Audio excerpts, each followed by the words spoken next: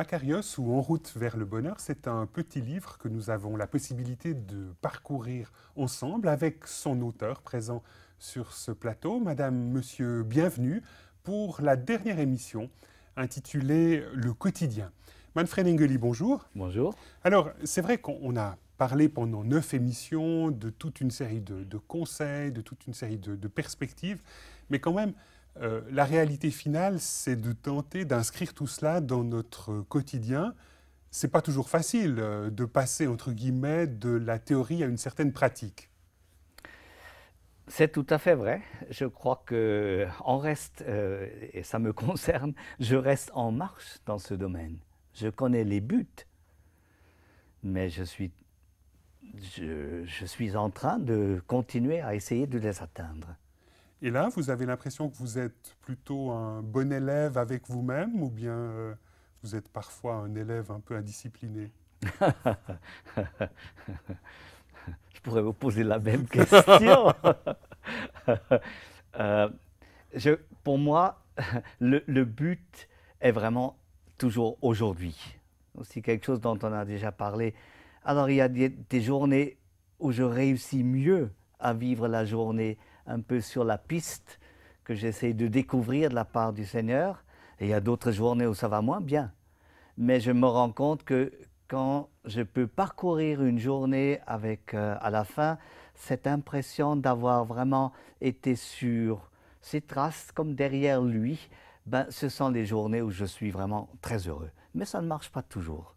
Alors, on a à chaque fois, dans le cadre de Vitamine B, un texte biblique qui nous permet un peu de thématiser le sujet de l'émission.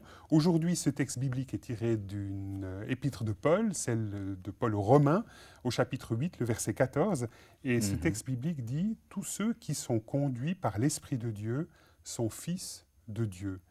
Alors, on est là au cœur de la pensée de l'apôtre Paul. Manfred Engeli, pour vous, comment est-ce que vous comprenez le fait d'être conduit par l'Esprit de Dieu? L'Esprit de Dieu, ben, il y a toute une histoire personnelle face à l'Esprit de Dieu. Pendant très longtemps, je l'ai comme exclu.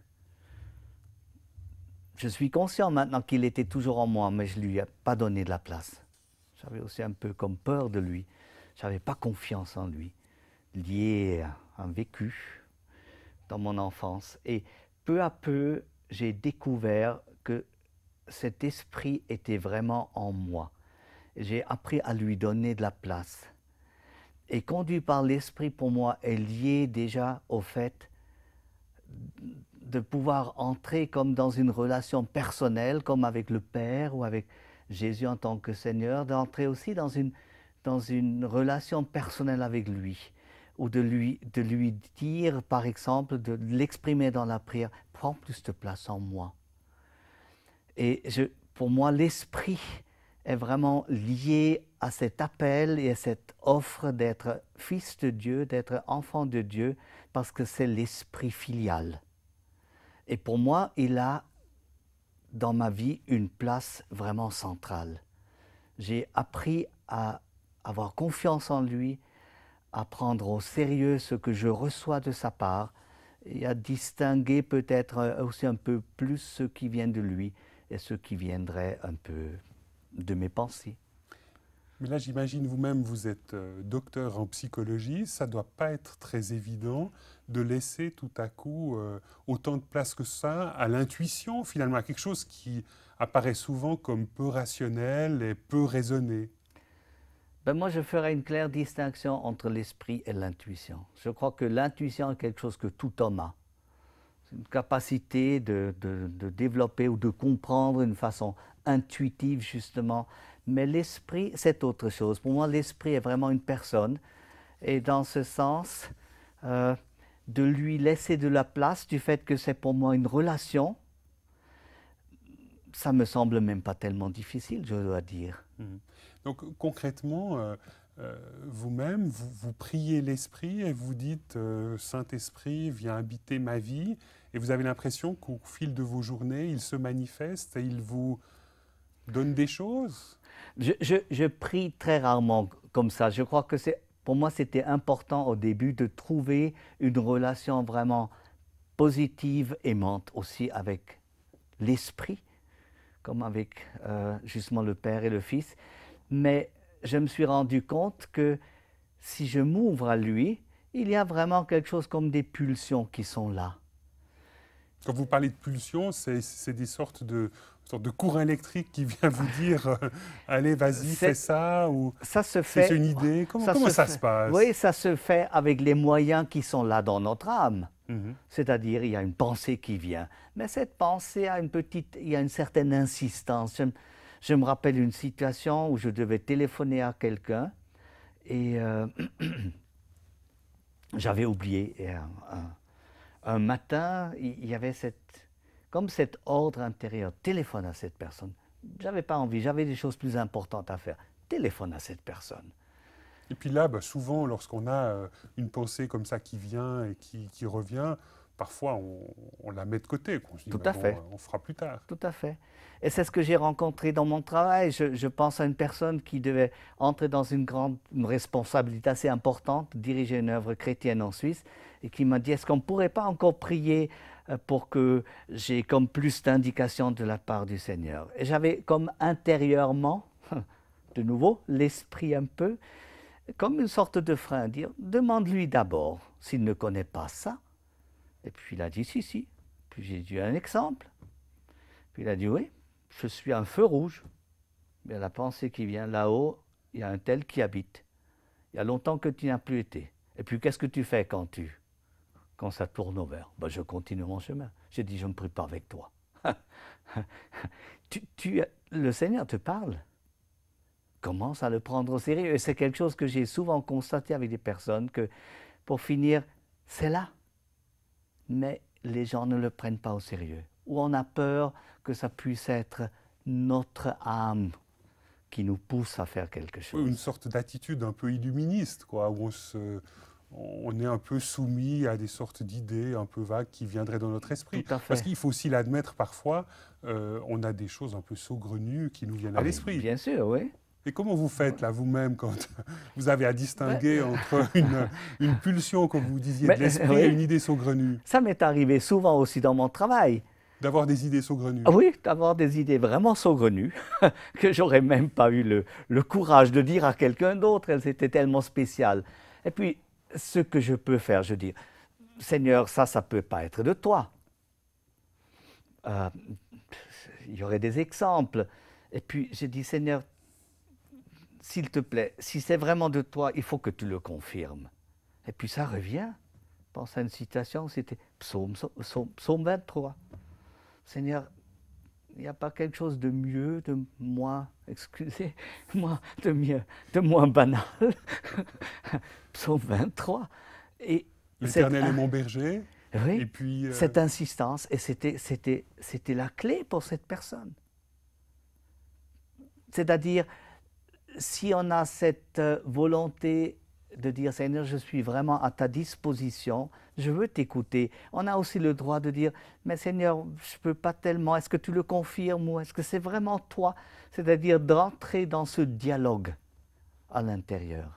Donc finalement, c'est un peu ce que vous proposez pour nos journées, c'est d'essayer de développer cette attitude de dialogue. Vous parlez même dans votre petit livre Makarios d'être online de manière constante avec Dieu. Oui. Mais ça, ça va quand on est peut-être psychologue, à écouter des gens et on cherche des intuitions. Mais quand on doit être actif derrière un ordinateur ou tout, c'est pas très très évident d'être online, en tout cas avec Dieu. On espère qu'on est online avec le web, mais... Pourquoi pas? Pourquoi pas? Moi, je me suis dit, pour finir, pour chaque profession, si les gens étaient d'accord de se mettre à la disposition de Dieu, de dire, je veux être comme Joseph. Hein? Je veux qu'à travers moi, tu fasses des œuvres formidables en tant qu'architecte. Moi, je crois que ce serait possible, mais nous n'avons pas l'habitude de le faire. Mais ce serait quelque chose à découvrir. Dans ce sens, pour moi, ce n'est pas lié à une certaine activité. Et je me rends compte quand je bricole, par exemple. Vous êtes aussi... Oui, j'essaie. J'ai été Et puis, parfois... comment ça se passe? Vous construisez des armoires un peu droites ou bien elles sont parfois complètement je pourrais vous discordues? donner des exemples. À une maison que nous avons en France, quelque part, où il y avait quelque chose qui s'était cassé et j'avais aucun moyen de faire réparer ça. J'ai dit, Seigneur, comment tu veux faire? Et puis, je me suis vraiment laissé diriger point par point, quel outil Et tu m'as fait maintenant ça. Dans ce dialogue, j'ai appris à faire confiance. Et je suis émerveillé de la créativité de Dieu et des solutions que lui, il trouve que moi, je n'arriverai jamais à trouver. Mais vous ne butez pas dans des circonstances comme ça quand même, parfois, contre des échecs, vous vous dites, mais j'ai vraiment l'air complètement ridicule là, dans ce que je suis en train de faire? Ah ben, ça m'est arrivé, Ah. même en public. Je me rappelle d'une rencontre, il y avait à peu près 1000 personnes.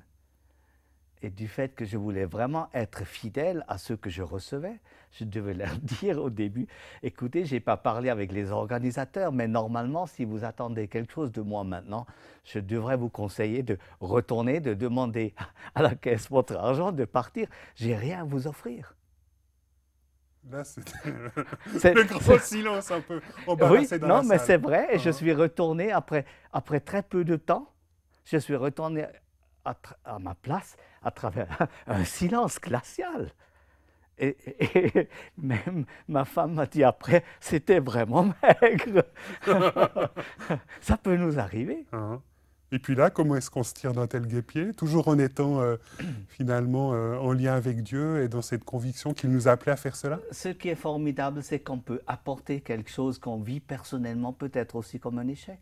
Je me rappelle d'une autre rencontre avec des séminaires et des couples où j'étais tellement déçu, j'ai dit, Seigneur, c'est une telle catastrophe. Il m'a dit, c'est vrai. C'est une catastrophe. C'est toujours sympa. Mais je vais faire de cette catastrophe exactement ce dont j'avais envie. Alors, de pouvoir lui apporter, de dire, voilà, on vit l'échec aussi. Et Maître Frédéric, quand on vous entend comme ça parler des expériences concrètes de ce lien, de cette dépendance avec l'esprit, si je peux me permettre, on a l'impression parfois que vous devez apparaître, ou vous êtes peut-être vous-même, une sorte de fou de Dieu. Peut-être. Peut-être. Oui, pourquoi pas. Mais est-ce que finalement, le fait de goûter à cette folie fait que l'on est véritablement makarios, que l'on est heureux? Dans le sens, je crois qu'il faut avoir le courage d'être fou. Sinon, on vit toujours un peu dans la crainte des hommes. Et il faut avoir le courage de dire, ben, je suis d'accord de faire même des choses qui peuvent sembler insensées.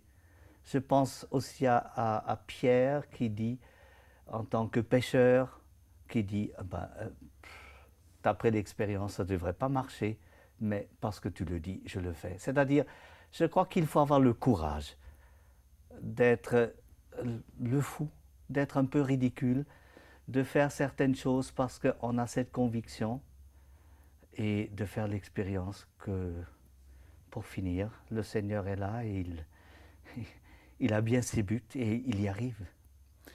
Manfred Engeli, merci beaucoup pour cette émission un peu débridée. On est un peu sorti du cadre là, mais si nos téléspectateurs souhaitent approfondir toute la thématique autour de ce quotidien façonné par l'Esprit de Dieu, ils peuvent se rapporter au chapitre 10 et au chapitre 11 aussi de votre petit livre Makarios, en route vers le bonheur. Merci beaucoup d'être resté en notre compagnie. Madame, Monsieur, au revoir et à bientôt.